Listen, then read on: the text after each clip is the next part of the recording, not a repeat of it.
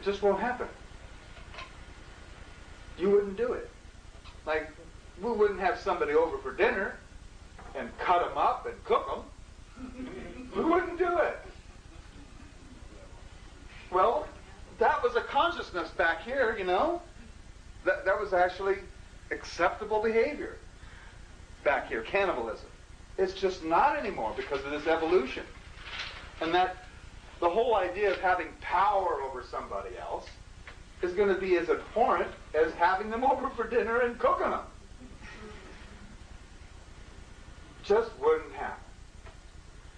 And it's nothing that we have to do to each other or for ourselves, nothing we have to do about this, except be aware of it, pay attention, get your intent together, keep your integrity intact, and ride your intuition. And it doesn't cost anything to do that. And you don't have to follow my words or anybody else's about how it gets done. Yeah. Okay, so within the process, you said allow everything to happen, good or bad. The thing about keeping our integrity is there has to be resistance to keep your integrity. To say, you know, I'm trying to keep my integrity, so I don't want to support the WTO or the FTAA because that causes a lot of suffering, you know, a lot of pollution, a lot of things that I don't want to support.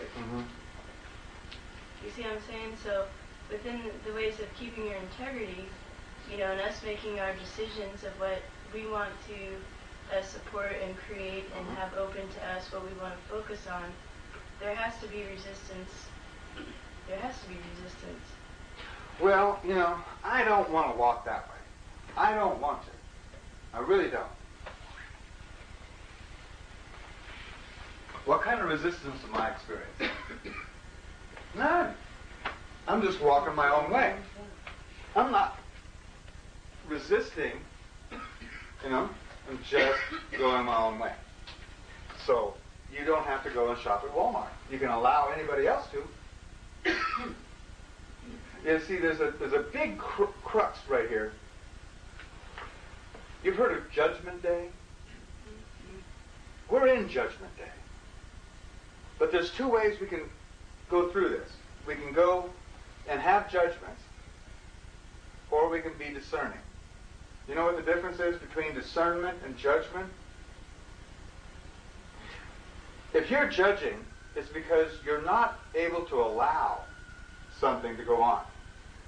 If you're using discernment, you can allow, but not choose, to participate.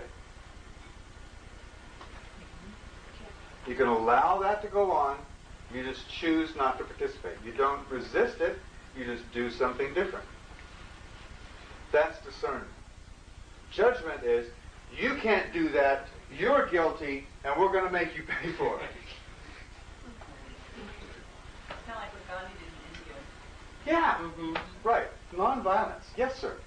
Oh, I was just thinking about her question, and I think that what she's trying to say is that, are you saying that if you're opposed to something, or you see something going on, you should just turn the other cheek and allow and let it be? Yeah.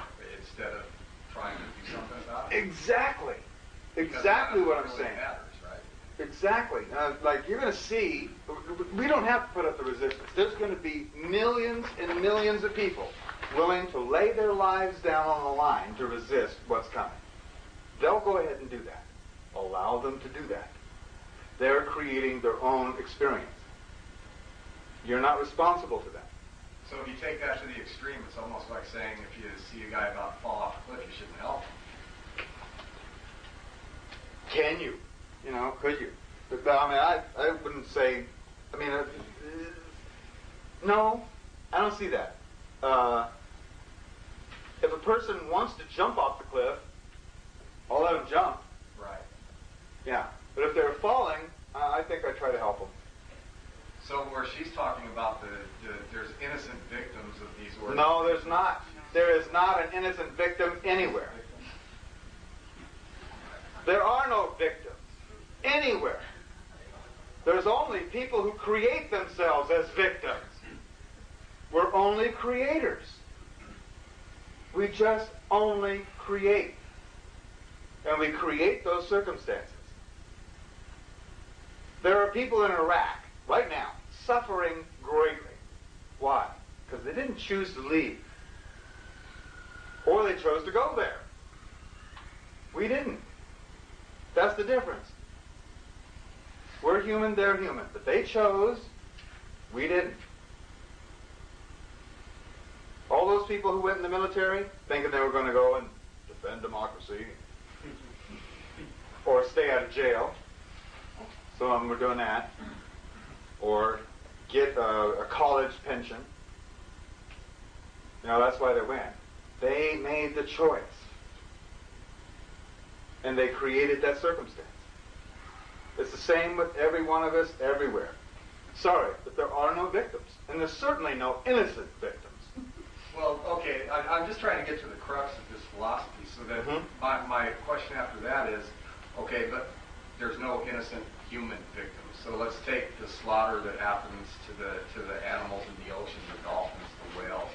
Okay, so you're saying that there's no point or reason for resisting that, for going up and trying to stop it from happening? No. There's no point in it? No point at all. Okay. First of all, everything, you know, there has been a lot of change in the universe. On this planet, what we experience as the flora and fauna on this planet right now is 1% of what has been here and gone extinct. 99% of everything that's been created on this planet as life form has already gone extinct. So what's new? It's happening faster. That's all. Does that help you to solidify what he's saying? Well, you know, I don't know. You know, I think that you know, you're right. We only have control over what we do. That's the reality of it. You know. But I think that I learn from people who talk about these things. You know, I learn from people that go and do these things and go and try and make an effort to make things right. You know, and I learned in my own life, and I think that that's very valuable. You know, and that the actions of those people trying to keep things healthy really does a lot. It's like throwing a pebble in the pond and that ripple going out and out. Sharing what you know is your duty. The ancestors, all of the ancestors, have passed forward what they knew, including your DNA. That's a knowledge on this consciousness of stimulus response. Your DNA is a knowledge, a library, a base that was passed forward. What you know is extremely important to pass on. But that doesn't mean you have to resist what other people are doing or participate in. Does that clarify that a bit more? That's why I'm out here. I mean, if I didn't care, I wouldn't be traipsing all over talking about what I know. For not my benefit so well, yeah, it's my benefit. I don't want to be alone knowing this. You know, I'd like to have lots of people to share it with and grow from that. Yes? Yeah, I think an example of what you're trying to share would be like a company that's unethical, that takes advantage of other people, and people get upset about it, but instead of just sitting there and protesting or marching in front of that company's building every day, someone might choose to start a new company that does have ethics, that does care about how it's exposed. Yeah. Not a trend. That's the key is our intention. Our intentions flow from our attention. That's the way it works. So if we focus our attention on the negative, then you get drawn right into it. Yeah. But it goes back to integrity too, because like if you feel really strong about something and in your heart you feel like you should participate in doing something to expose that company, I think you ought to just go right out there and do that. What you know is important to share. What you know.